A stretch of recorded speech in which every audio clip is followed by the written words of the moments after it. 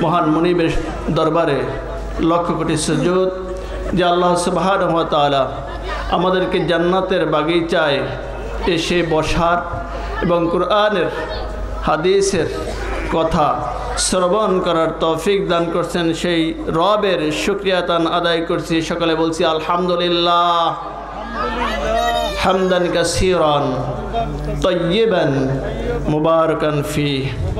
ইয়া রব্বি লাকাল হামদ কামা ইয়ানবাগি লিজালালি ওয়াজহিকা ওয়া আযীমি সুলতানিক। সম্মানিত উপস্থিতি, যুবক ভাইরা এখনো বাহিরে, যে সমস্ত যুবক ভাইরা এখনো বাহিরে ঘোরাফেরা করছেন, আসুন স্বল্প সময়ে কোরআনের নির্দেশনাগুলো আমরা জেনে নেই। জীবনটাকে পরিবর্তন করতে পারি কি না একটু চেষ্টা করি। কারণ আল্লাহ পাক রব্বুল আলামিন আমাদেরকে যে উদ্দেশ্য নিয়ে সৃষ্টি করেছেন, আমাদেরকে যে খেলাফতের দায়িত্ব দিয়েছেন, আমরা সেই উদ্দেশ্য বেমালুম ভুলে গিয়েছি। আল্লাহ পাক রব্বুল আলামিন বলেন, وَإِذَا قَالَ رَبُّكَ لِلْمَلَائِكَةِ إِنِّي جَاعِلٌ فِي الْأَرْضِ خَلِيفَةً সূরাতুল বাকারার 30 নম্বর আয়াত। আল্লাহ পাক রব্বুল আলামিন বলেন, নিশ্চয় আমি ফেরেশতাদের সাথে পরামর্শ করলাম, তাদেরকে আমি বললাম আমি দুনিয়ার জমিনে আমার প্রতিনিধি পাঠাতে চাই। সেই প্রতিনিধি কারা বলেন তো? সেই প্রতিনিধি কারা? আমরা মানব জাতি। এই মানব জাতিকে আল্লাহ পাক রব্বুল আলামিন প্রতিনিধির দায়িত্ব দিয়া দুনিয়ায় প্রেরণ করেছেন। আমরা বেমালুম ভুলে গেছি।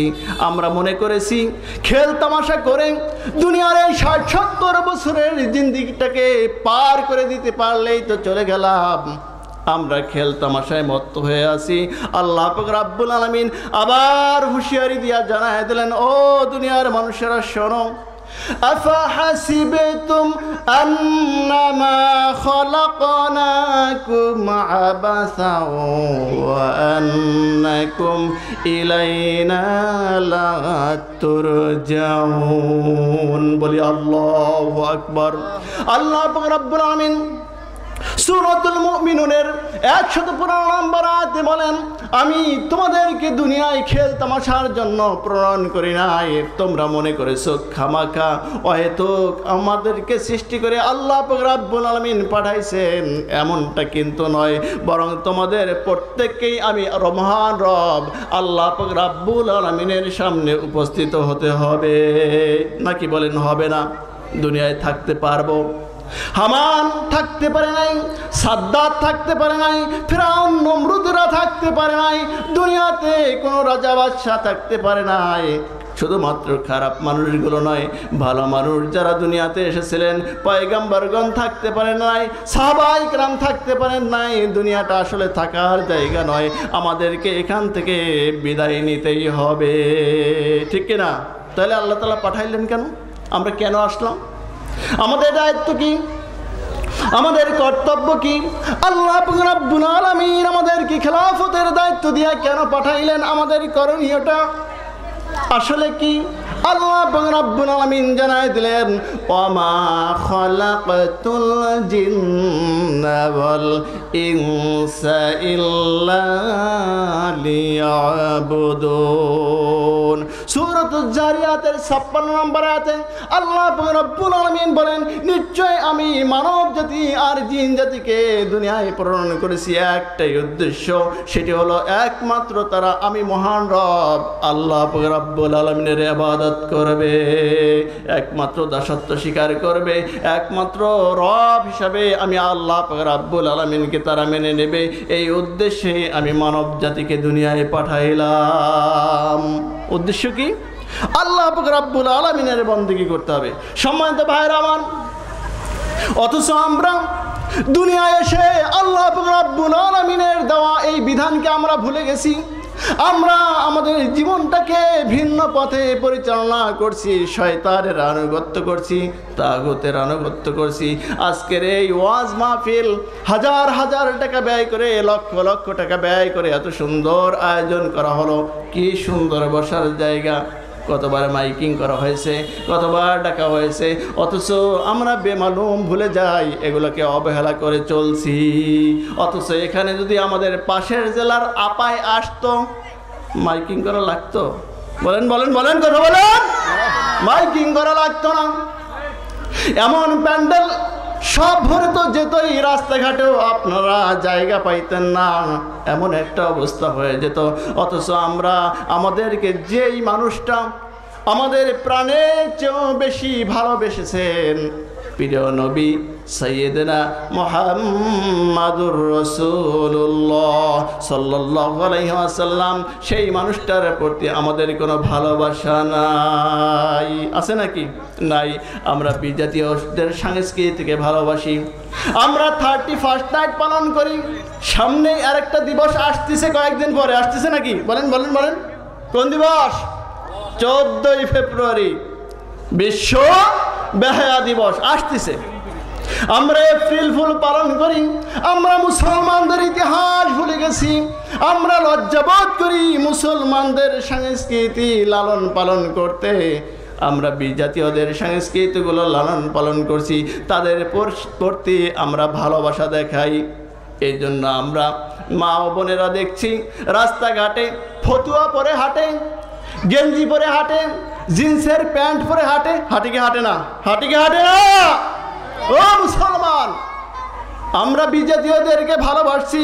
আল্লাহ পাক রব্বুল আলামিন বলেন, তোমরা যাদের প্রতি ভালোবাসা দেখাইছো, ইযে তাবাররাআল্লাযীনা তুবিউ মিনাল্লাযীনা তাবাউ ওয়া রাআউল আযাবা ওয়া তাকাত্তাআত বিহিমুল আসবাব।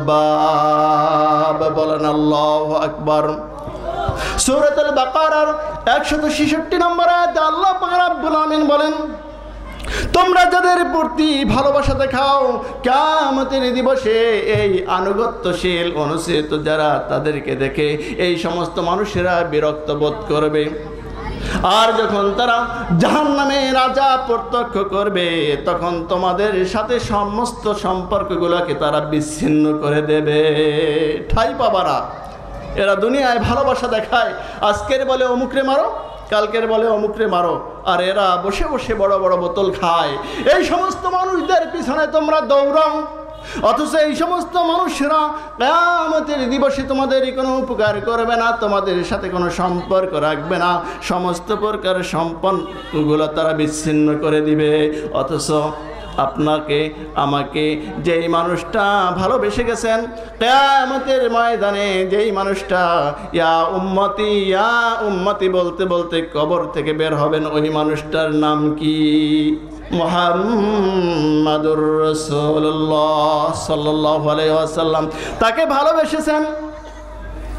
মদিনার আনসার সাহাবীর ছেলে মায এবং মুআওয়াজ।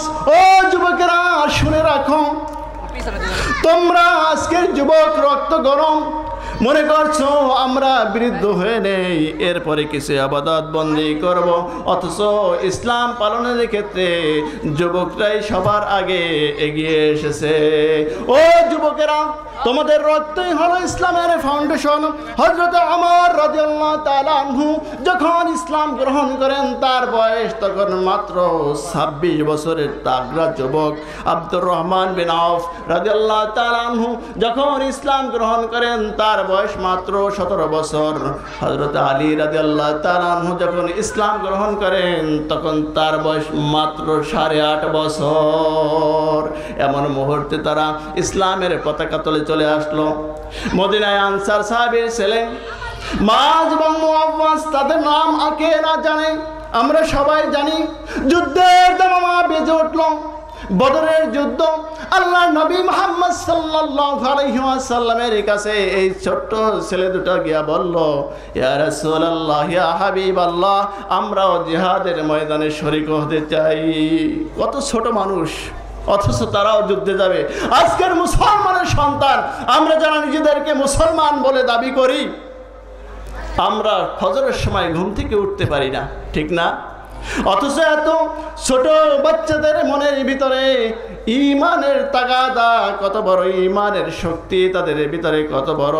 ও মুসলমান ভাইরা শোনো, মাজ এবং মুআওয়াজ যখন অনুমতি চাইল, আল্লাহর নবী সাল্লাল্লাহু আলাইহি ওয়াসাল্লাম বললেন, তোমরা ছোট মানুষ, অনুমতি দেওয়া যাবে না। দুইজনে কান্না শুরু করে দিল। আল্লাহর নবী সাল্লাল্লাহু আলাইহি ওয়াসাল্লাম বুঝতে পেরে তাদেরকে বললেন, আচ্ছা ঠিক আছে, তোমরা দুইজনে কুস্তি লড়ো, যে ব্যক্তির গায়ে শক্তি বেশি তাকে আমি জিহাদের অনুমতি দিয়ে দেব। এবার দুইজনে যখন কুস্তি লড়তে যাইবে, ছোট ভাই মুআওয়াজ বড় ভাই মাসকে বলছিল, ও আমার বড় ভাই শোনো, তুমি তো এক ধাক্কা দিয়াই আমাকে ফেলে দিতে পারবা, তোমাকে তো আল্লাহ রাসূল সাল্লাল্লাহু আলাইহি ওয়াসাল্লাম যুদ্ধে যাওয়ার অনুমতি দিয়ে দিবে, কিন্তু আমি তো ছোট, আমি তো তোমার সাথে পারবো না। কিন্তু প্রথমবার তুমি ফেলা দেওয়ার পরে দ্বিতীয়বার আমি যখন তোমাকে ধরবো, তুমি ইচ্ছা করে পড়ে যাইবা, তাহলে আল্লাহ রাসূল সাল্লাল্লাহু আলাইহি ওয়াসাল্লাম আমাকে জিহাদে যাওয়ার অনুমতি দেবে। আল্লাহ নবী সাল্লাল্লাহু আলাইহি ওয়াসাল্লাম বুঝতে পারলেন, উভয়কে অনুমতি দিয়ে দিলেন, জিহাদের ময়দানে চলে গেল। মাজ এবং মুআওয়াজ তোমাদের মতো তরুণ, তোমাদের মতো ছোট্ট বালক, নাবালক শিশু, তারা ইসলামের জন্য কি করেছে। ও যুবকেরা শোনো, আর তোমরা কি করো? ফজরের সময় ঘুম থেকে উঠতে পারো না।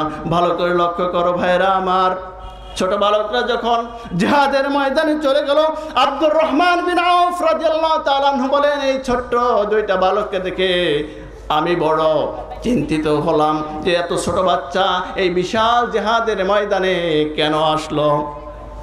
দেখা গেল ছোট্ট বালক দুইটা দৌড়ে আমার কাছে চলে আসলো, এসে বলল, চাচা যান, আমরা শুনেছি মক্কায় সব থেকে বেশি কষ্ট দিয়েছে আবু জেহেল আমার প্রিয় নবী মুহাম্মদ সাল্লাল্লাহু আলাইহি ওয়াসাল্লামকে। ওই লোকটা কোথায়, আমাকে দেখায় দেন। আমি দেখায় দিলাম, ওই যে আবু জেহেল। দেখা গেল আমি দেখায় দেওয়ার সাথে সাথে মাজ এবং মুআওয়াজ আল্লাহু আকবার বলে সিংহ শাবকের মতো তার উপরে ঝাঁপিয়ে পড়লো। বিশিষ্ট কাফের আবু জেহেল তার উপরে ঝাঁপিয়ে পড়লো, তাকে ঘিরে ফেললো, তরবারি চালাচ্ছে। তরবারি চালাতে চালাতে এক পর্যায়ে আবু জেহেল মাজের বাম হাতের উপরে তরবারির আঘাত করলো, বাম হাতটা কেটে গেল, কিন্তু সামান্য একটু চামড়ার সাথে ঝুলেছিল। হযরতে মাজ রাদিয়াল্লাহু তাআলা আনহু তার তরবারি চালাতে কষ্ট হয়, যেহেতু বাম হাতটা চামড়ার সাথে ঝুলে আছে। আল্লাহু আকবার বলে নিজের বাম হাত কাটা, বাম হাতটা পায়ের নিচে রেখে এমন জোরে টান দিলেন, বাম হাতটা ছিঁড়ে আলাদা হয়ে গেল। এবার তরবারি চালাতে আর কষ্ট হয় না। আল্লাহু আকবার বলে আবু জেহেলের উপরে তরবারির আঘাত দিয়া আবু জেহেলকে চিরতরের জন্য জাহান্নামে পাঠাইয়া দিল। বলেন আল্লাহু আকবার। ঈমানের স্পৃহা, ঈমানের জোর। ও মুসলমান, আমরা আমাদেরকে নিজেদেরকে মুসলমান দাবি করি, ফজরের সময় ঘুম থেকে উঠতে পারি না, উঠি 10টার সময়, 11টার সময়, আর 31 নাই, সারা রাত আমরা জেগে থাকতে পারি। আরে মুসলমান, আমাদের কি করা উচিত ছিল আর কি করছি? আজকের মাহফিলের ময়দানে আমরা সমবেত হতে পারি না। ভাইরা আমার, শুনে রাখো, তুমি যে সংস্কৃতি লালন করছো, যাদের সাথে তুমি মহব্বত দেখাচ্ছ, তা কাল কিয়ামতের ময়দানে হাসরটাও তোমার তাদের সাথে হয়ে যাবে। বলেন নাউজুবিল্লাহ।